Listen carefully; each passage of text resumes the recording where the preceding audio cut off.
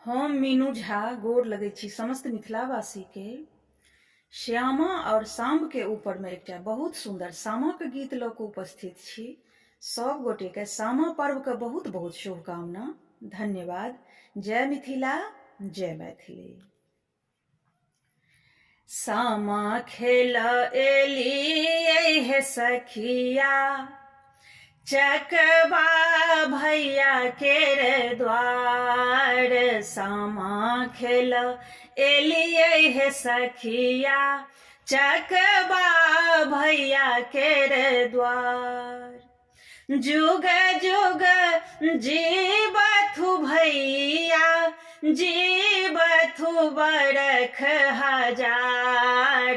सामा खेल एलियै हे सखिया, चकबा भैया के द्वार। चुगला केलकै चुगली हो भैया, श्यामा के केलकै बदनाम।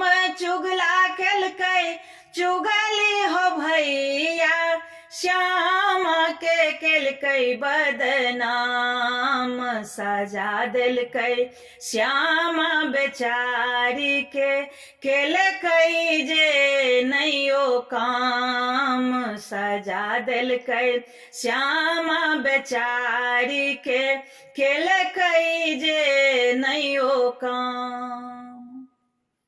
सुंदर रूप श्यामा के देखी, चुगला गेलै लो भाई। सुंदर रूप श्यामा के देखी, चुगला गेलै लो भाई। पाबै चाहलै श्यामा के प्रेम जे, पेलकै नहीं तऽ देलकै फसाई। पाबै चाहलै श्यामा के प्रेम जे, पेलकै नहीं तऽ देलकै फसाई।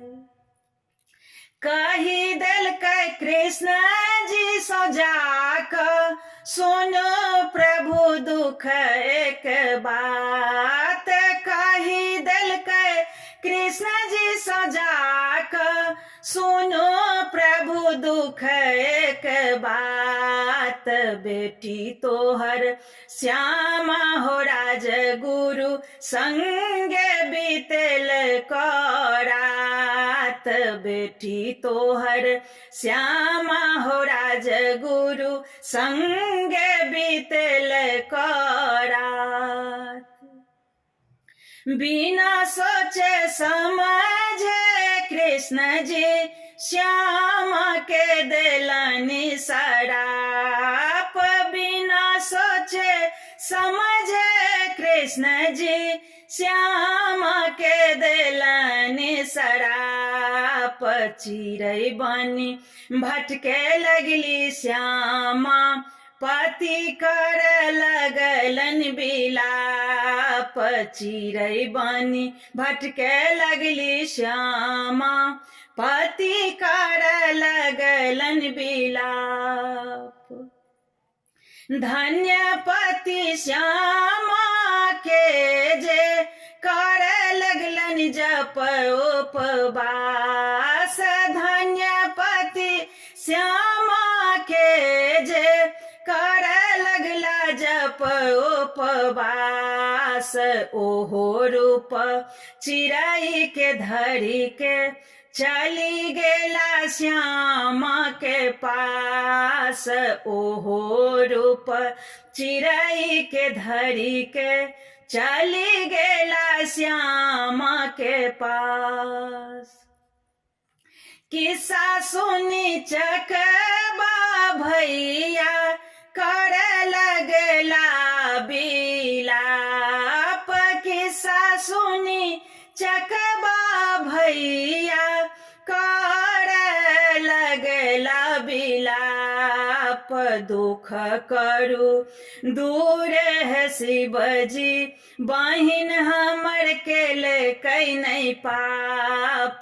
दुख करू दूर है शिवजी, बहिन हमर केलकै नहीं पाप। चकबा के देखी घोर तप प्रगट भेला शंकर भगवान। चकबा के देखी घोर तप प्रगट भेला शंकर भगवान। धन्य तू चकबा हो भैया मंगल से देलौं वरदान। धन्य तू चकबा हो भैया मंगल से देलौं वरदान। बहिन संग बहिनैया के चकबा भैया लेलकै बचाई। बहिन संग बहिनैया के चकबा भैया लेलकै बचाए। सत्य सुनी चुगला के लोक सब देलकै मुँह झरकाए।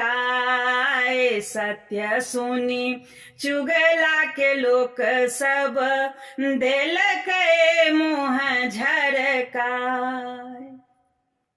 गावथी सब कियो गीत सामा चकेबा के गीत। गावथी सब कियो देखियो सामा चकेबा के गीत। जुगे जुगे अहिना रहै भाई बहिनक प्रीत। जुगे जुगे अहिना रहै भाई बहिनक प्रीत।